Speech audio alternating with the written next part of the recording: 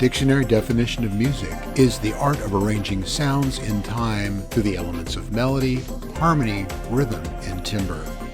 Low Pass Filter is a show about the nature of this thing we call music, how it functions in people's lives, how it's contextualized by society, and why we find certain music meaningful.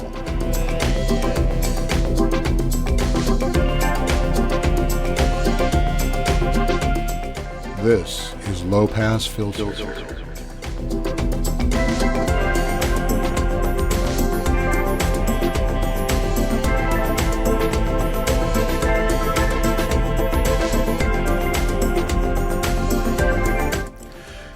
Hello and welcome to Low Pass Filter. This is the show where we talk about music and what it means in our lives. My name is Mateo Noche and I am joined by Corey and Ron from Pangaea. Welcome, guys. Hi, hey, Mateo. Well, Hi. Well, thanks for joining us, and we're here to talk about some special stuff that you got going on since the last time we had you on this show. So first of all, let's talk a little bit about what Pangaea is, and a little bit about how you guys got rolling and what you think your forte is for the band. Yeah, so we knew each other many years ago, and we actually formed.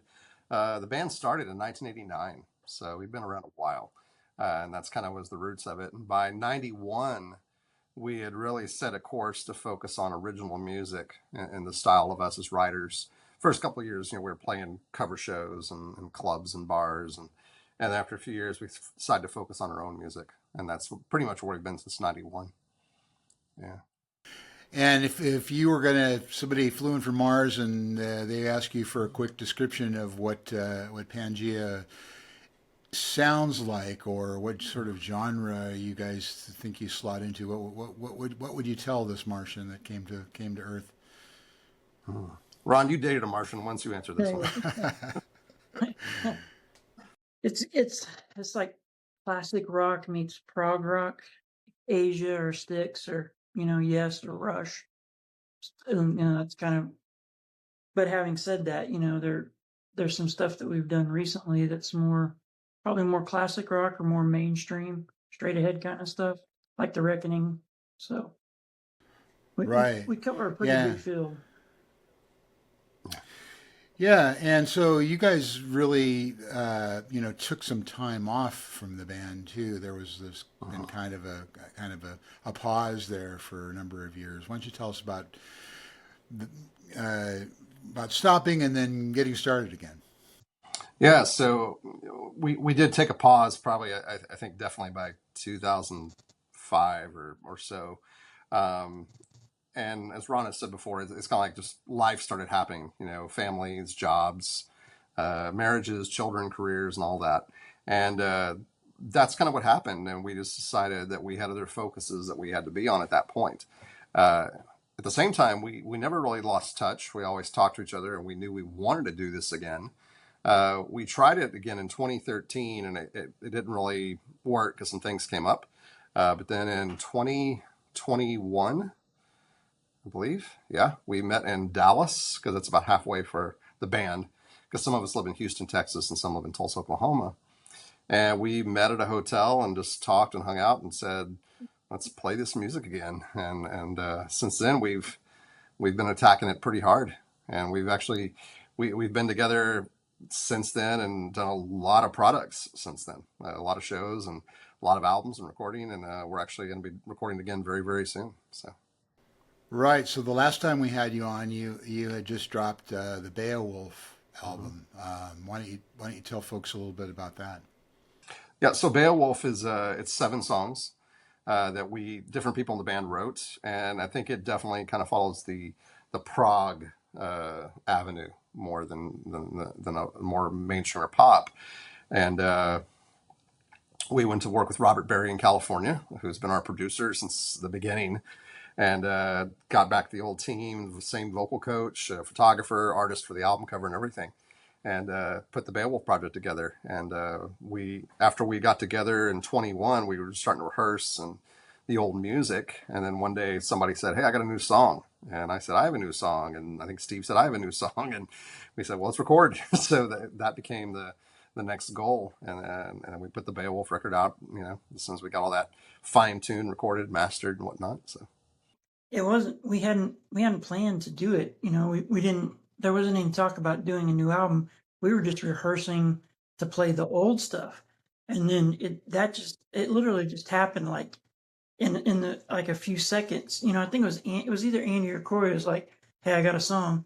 And the next thing you know, we're in California and we did Beowulf. So it was a real spur of the moment kind of thing. yeah, Kismet, as they Yeah. say. yes, great word for it. Well, speaking of sort of Back to the Future sort of themes, the latest thing you've guys are dropping is this thing called The Reckoning.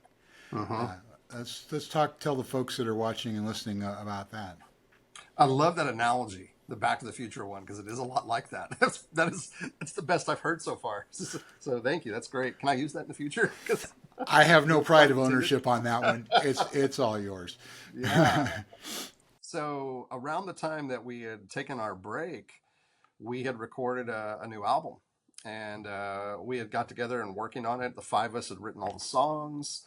We recorded it with Robert Berry, and then we started working with a producer manager in LA and Hollywood named Dito Godwin, and he started flying us out there to do showcases and kind of fine tune our live show, which is where he really helped us get our live show better. And then he wanted to do some re-recording of the songs. And as time was stretching, this is about the time life was starting to happen. And around that time, Ron had left the group, and then Steve left the group.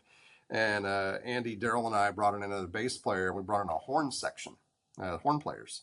And we re-recorded the songs with Dito producing in Hollywood at Westlake and some other studios.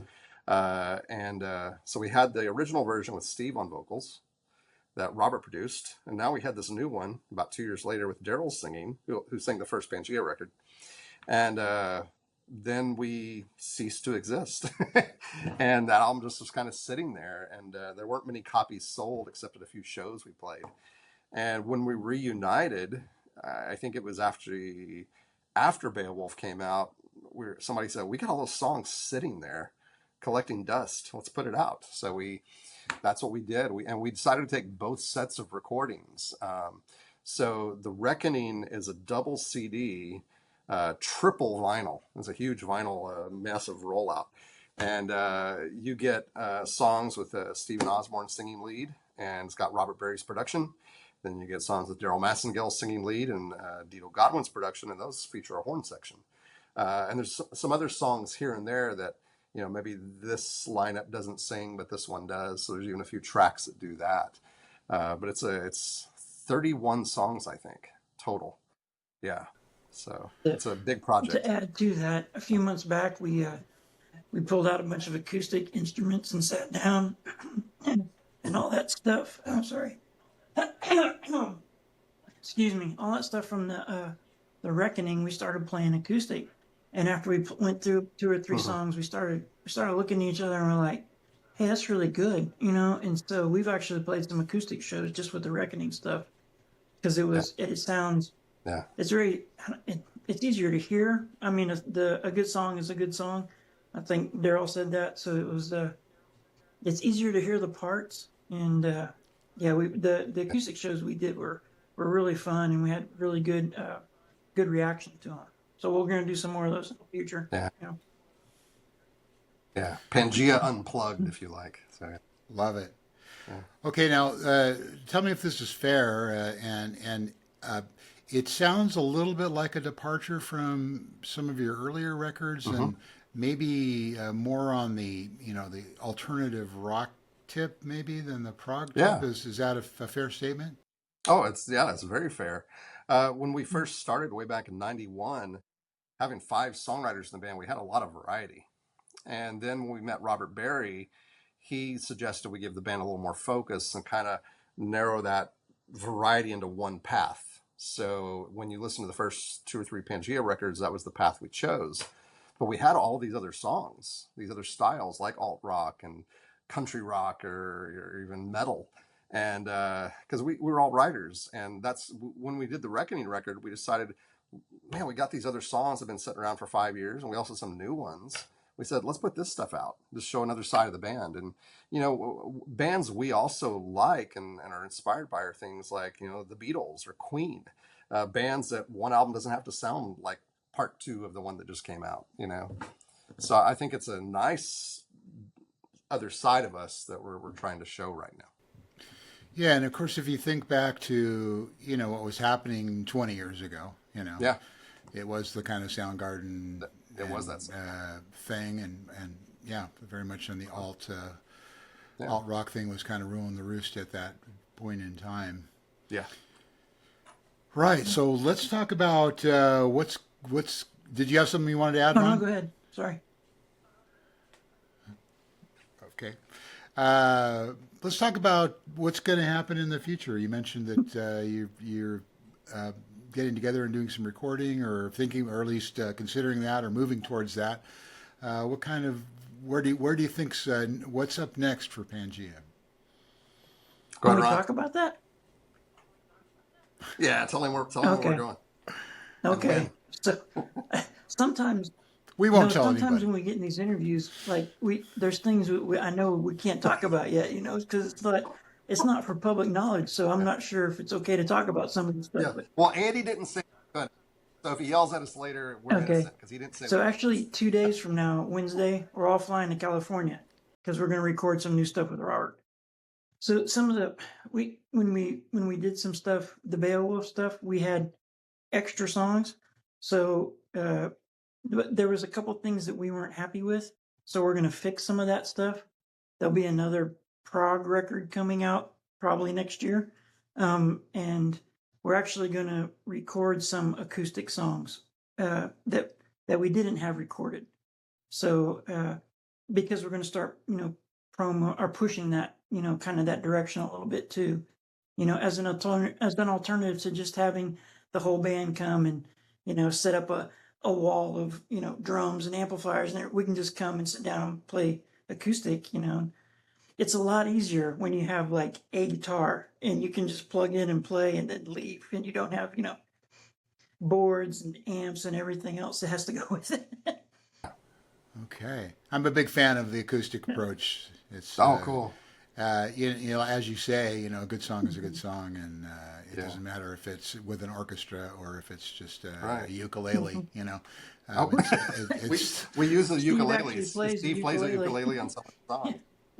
Yeah, so it gives it a Nice. bigger sound because when we do the big electric shows, I'm on a keyboard rig most of the night. Multiple keyboards, but in the acoustic set, actually, I play acoustic guitar. So I'm on guitar with a lot of my keyboard parts, and Daryl's on guitar. So Steve plays ukulele most of the night to open the sound up of the orchestra. A different Yep. voicing. Yeah, and it sounds really good it sounds really good. Awesome. So, in terms of touring and playing live shows and that sort of thing, what do you guys have some plans that you could talk about in that respect, or is it going to be cut the album and then look at that? Yeah. Yeah, right now it's focused on the album and what we're doing there with the acoustic arrangements. We do have a couple of kind of shows in the Houston area planned, like in October. And then our main goal, we've been talking, is to really kind of hit it next year. As the year kicks off, try and get a lot more live shows in and play some more places. That's our main goal. So, yeah. Okay. And are you guys going to do any video production behind any of this stuff? Is this something? I don't know. We did shoot 2 videos about a summer ago. One of those is out for a song Tomorrow Will Come on the Beowulf record. So we might put another one out to follow up something on the new stuff. Yeah. I know bands today do a lot of different kinds of videos, like you see where they do lyric videos where the band doesn't have to really be in except like a still picture. But yeah, we'll see. Again, part of that, just to be honest, is money. So right now the money focus is to record the new songs with Robert Berry at Soundtech. It's to get that recorded and then mixed and then mastered and then produced on CD, vinyl, whatnot, and do that. So We haven't really talked about videos, and with that live stuff, we kind of found that our market is the that 300 seat, theater venue. Like every town has a cool old, theater where they did like stage productions and stuff and plays and all that. And that's kind of our that's kind of where we're trying to hit right now. Yeah. Well, that's a good place to be. I really am a fan of that size venue. Hmm. It's Yeah. still Mhm. personal. It's Right. still you can really connect with audiences, and Yep. the bigger venues are it's kind of hit or miss with that sort of thing. Hmm. And if it's too small, maybe it's too up Yeah. close and personal. Right. Yes. One of the acoustic oh sorry, one of the acoustic shows that we did one of the acoustic shows that we played was actually a pretty small like room above a record store. And but it was kind of cool because it was very interactive. I mean, we could all just talk. Everyone was right there, and it was good banter back and forth, and it was pretty cool. And the other thing I was going to mention that in playing when we started playing again, we're playing like art studios and records and like these theaters and stuff like that. We found out that there's a lot of music that's forced down people's throats now, and we didn't. It's not our kind of music, It's like the teenage girl pop kind of thing. And but what we found out was that the the kind of like high school age, college age kid that was coming to these shows was just standing there staring at us like, oh my God, who are these guys? And it was just kind of like, and they were like, literally just, why aren't you guys, huge, kind of thing. And we kind of took you, but it's very humbling. But yeah, but it's also kind of a bummer, because we're not all teenage girls, so it's like we know that it's, that 300 seat, theater is kind of going to be our thing, but, and that's fine. But, it's just kind of, it's out I guess what I'm trying to say is that the market's out there in the crowd, and I think that those they want something different. You know what I mean? Besides the stuff that they're forced down their throat every day, and I think we're that different. You know? Yeah, there is sort of an Yeah. algorithm-driven type of music that's out there, and I think people do hunger for Mhm. something a little bit different and something off the beaten path. So I think Yeah. you're Yeah. spot on there. Yeah. I would like to follow up. I just thought of something about the Beowulf record that we put out last year. We just did an agreement with a company in Europe with Beowulf because currently to ship vinyl or CDs to Europe is very expensive. So, because we press ourselves. So we just recently did an agreement with a company in Poland and some other groups like Pendragon and Arena and Galahad are on this as well. And they're pressing Beowulf on CD and vinyl, and they're going to help distribute it across Europe now for us. So for people in Europe who are Pangaea fans, they can actually get it a lot cheaper now because they won't have to pay that crazy shipping cost from the U.S. If they want the Beowulf record. So that's going to be available very, very soon. So That's fantastic. yeah, so we're excited about that. Yeah. So, anything else you want to add about the record and about the doings with the band? What should fans take away from this interview? What do you want them to know?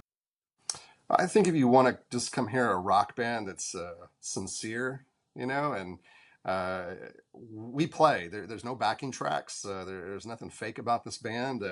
We're going to miss a note or a vocal harmony each night. It's going to happen, especially me. So it's going to happen. But we are playing music that we feel strongly and passionate about. And I think if you come hear us and listen, whether it's on Bandcamp or Spotify or YouTube, or you come to a show and watch us, I think you're going to connect to some of the songs we have because we have a pretty good variety of things we write about. So,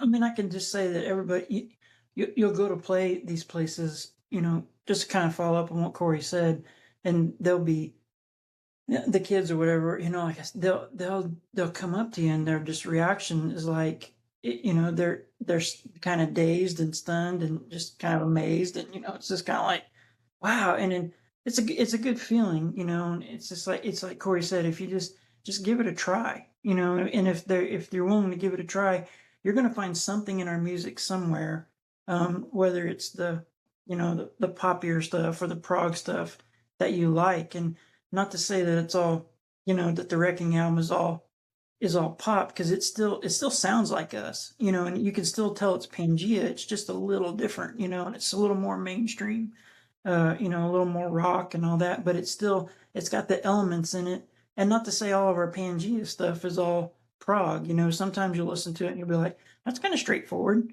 you know, but it's still prog, but but it, you know, it's us, you know, it's just us. Like Corey said, we all wrote, you know, so, and we all have different I mean, like the reason I started playing was because of Ace Frehley and Kiss, and that has nothing to do with prog, you know, but that's why I picked up a guitar, you know, and Corey will tell you like probably one of his major influences is Asia, you know, very prog, you know, so I mean, and everybody in the band is completely different like that. So, you know, Daryl kind of, you know, he'll lead more to like a ZZ Top kind of a guitar feel or a Pink Floyd kind of guitar feel, you know. So everybody has a different, you know, different way of looking at it, you know, when they come into the band. So it makes us Pangea. It's all, you know, we're all different. So. Mm. Yep. Nice. Well, speaking of the record, let's tell people where they can get a hold of this. So if you currently, if you want to get any of our records, including Beowulf or The Reckoning, you can go to our website, pangea.band. But it's you can also check us out on Bandcamp. Help me run here. Yep. Spotify, Apple Music, and all the else? streaming platforms have it now. So yeah. Yeah, Andy sent me a text. All the usual places. Yeah, Apple Music, Pandora, YouTube. Yeah, it's on all the usuals. And of course, our website is where you can buy if you want or Bandcamp, you know, the physical copies if you want to have that tactile, you know, touch in your hand of a record or a CD. You know, you can get it there. Yeah, I was impressed to learn that you are pressing vinyl. Mm-hmm. And of course, vinyl's had a major resurgence here. Has. And for good reason. Yeah. But I applaud anyone who goes to the trouble to press vinyl because I think it's something that lasts. It's something that it's a media and a format that lasts and lasts. It does, and it'll be the same in 100 years as it was the day it was pressed. So I think it's I Thanks. Yeah, we actually currently have on vinyl The Reckoning, Beowulf, A Time and a Place, and a compilation CD of like 8 or 10 songs from the old days. And when we come back from California, we're going to start the pressing of the first 2 albums, The Rite of Passage and Welcome to the Theater.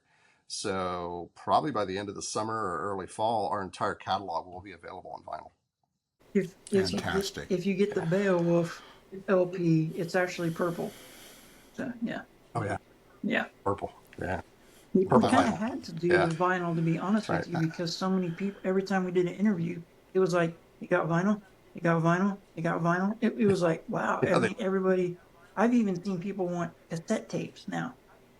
And I was like, okay, it's all coming back.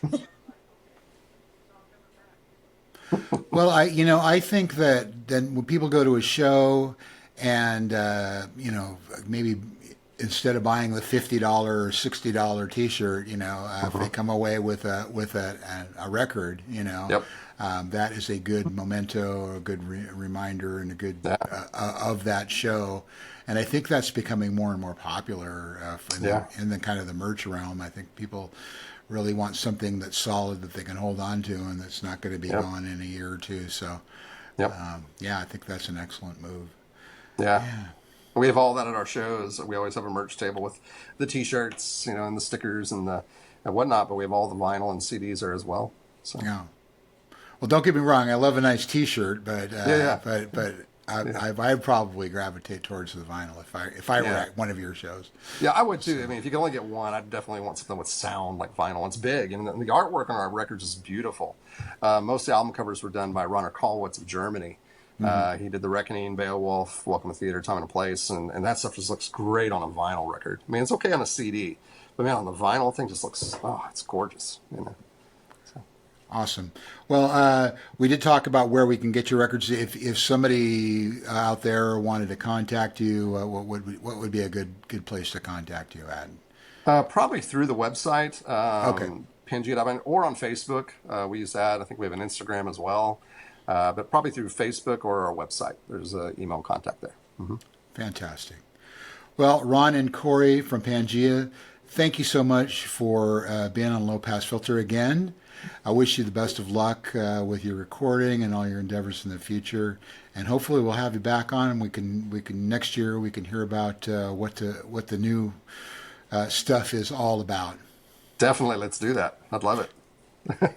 In the meantime, thanks for joining us on Low Pass Filter. And as always, you can always like and subscribe, and you can contact us at lowpassfilter2020@gmail.com. Thanks for watching, and thanks for listening. Thank you. We'll Thanks, see you. Matt. Bye-bye.